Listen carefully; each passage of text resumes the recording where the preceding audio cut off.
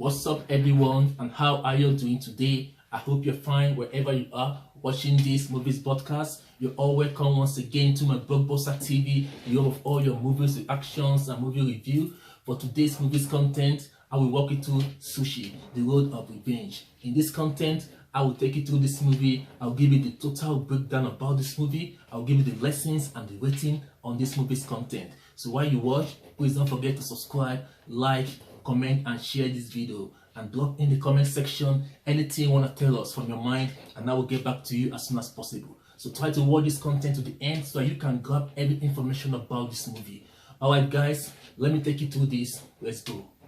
Before I dive into the breakdown of this new franchise of this movie, Sushi, The Road of Revenge, let me take you through a fast recap of Sushi of 2023 for better understanding.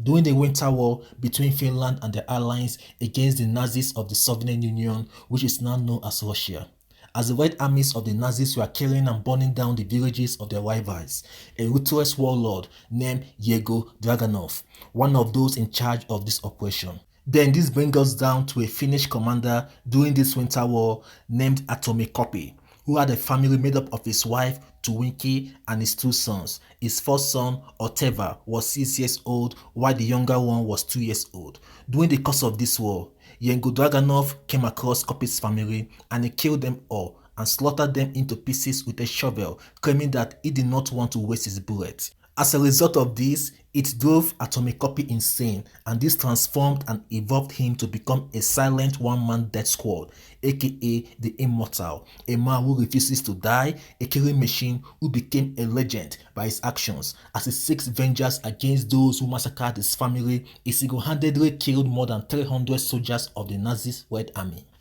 And now to this new franchise, Sushi, Road of Revenge 2025. After the Cold War was over, the former Finnish commander, Atomic Copy, returned to his former home in the Soviet Union where he once lived with his family. He dismantled his house and loaded the woods on a truck, and he was determined to rebuild it somewhere in his home country, Finland, in their honor and in the memory of his dead family. Not long enough, the information of Copy's presence in Soviet Union reached the ears of the Nazis. The KGB official went to the Siberian prison where Yegor Dragunov was held captive and used his influence to set him free, and then tasked him with a mission. The mission was to eliminate Atomic Copy, claiming that it was his action years ago by slaughtering Copy's family that transformed him into a legend. So now Yegor was tasked to end what he created, after which he will be set free of all his criminal charges, and also he will be rewarded with a lot of money. When Yegor Dragunov, the former Red Army commander who killed Copy's family, came back hell-bent on finishing what he began, Atomic Copy was already on his way moving out of the Soviet Union to Finland with a truck fully loaded with woods. Then there was a reckless chase along the cross-country, a fight for the dead. First, Yegor Dragunov sent a team of soldiers and mercenaries with an armored truck, but Copy defeated them all. But that was never enough, because Dragunov further sent a group of biker men who were fully armored, protected from head to toe, and were equipped with firearms, but Copy still managed to defeat them all. Then thirdly, Dragunov sent 3 powerful aircrafts to go after Copy. The airstrikes were devastating, but Atomic Copy managed to take down 2 of these aircrafts, and he survived these attacks. Though he lost some of his woods in the sea during the process, as his truck landed right inside the water body, but he was able to untie the woods from the truck in order for them to float on the water surface. When his enemies came in search of him in the waters, Atomic Copy was long gone. He used the woods as a form of improvised canoe and sailed to the other side of the water body. There he found an abandoned tank and other useful accessories, which he put them into working conditions, loaded the remains of the woods on the tank, and continued his journey. But Yegor Dragunov was not done with him. He organized a handful of Nazi soldiers to block the border while they await the arrival of Copy.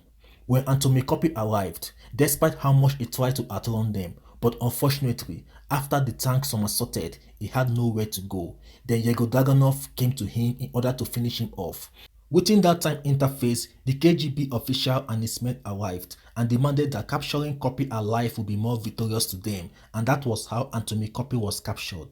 At this point, the KGB officials, Yegor Dragunov, and all the other Nazi soldiers boarded a train back to Nazi's headquarters in the Soviet Union, where they will publicly prosecute and execute Atomic Copy. In the cell where Copy was locked and intensively tortured within the train, Yego Draganov came to him and proudly told him to his face that he was the one who slaughtered his family, I guess because he thought it was all over. The truth was, Copy never knew the exact person who killed his family. He only knew that it was the handwork of the Red Army of Nazis. But at this moment, everything was cleared to him after Yego Draganov proudly exposed himself. And to make Copy, who was so tired and giving up already, now received a kind of renewed strength and will. He was able to set himself free from the captivity and kill the soldiers on the guidepost. Then it happened that the KGB officials were celebrating and they begged Yego Draganov to stay over the night and celebrate with them before he can leave in the morning with all the cash as he was promised. Copy started taking out the soldiers silently, but later he ran into an open fire with them. When Yego Draganov discovered this, he simply disconnected the train in order to separate himself from Copy. Then he went in and killed all the KGB officials, took the money and was about to disappear into thin air.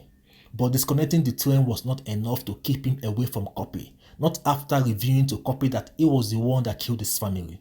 And Copy used a ballistic missile as a makeshift booster to catch up to Yego Draganov's locomotive for their final confrontation. There and then, they had an intensive battle against each other, of which was a very tough one, but finally, Copy was able to end Yego Draganov.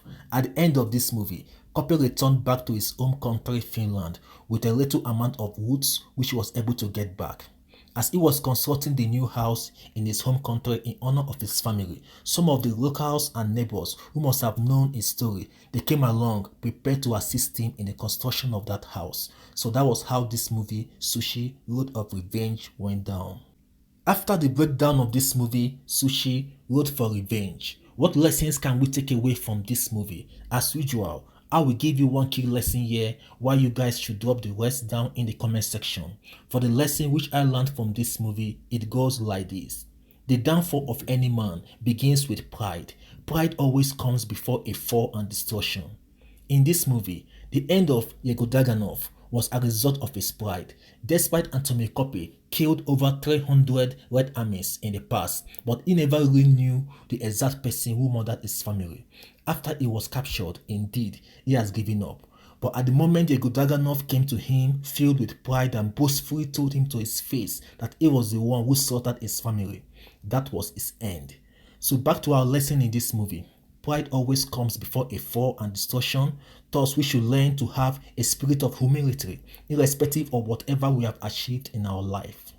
And finally, to the rating of this movie, the movie Sushi, Road of Revenge is a strong, violent movie. It's all about a man who lives the rest of his life hunting down those who have hands in the massacre of his family. Although the movie has a shallow story plot, but it was well presented in an understandable format, easy for viewers to get the main story plot of the movie, and moreover, the movie is action, entertaining, awesome, and has a very good quality display. So I'll be rating this movie 7/10, and I advise you watching this movie content. Please find your time, try to see this movie, and trust me, you will appreciate it more. Thank you all for coming to the end of this movie's podcast. I'm so glad that I've given you every detailed breakdown about this movie, Sushi, The Road of Revenge. And I believe that you have understood this movie better than before. So if you're still watching, please try to subscribe, like, comment, and share, and drop in the comment section anything you want to tell us. Drop it from your mind, and I will get back to you. So please, I advise you, try to take a look at this movie, and you will appreciate it more. So guys, I can't wait to see you next week in our next movie podcast. Take care of yourself wherever you are. Have a wonderful day, and bye.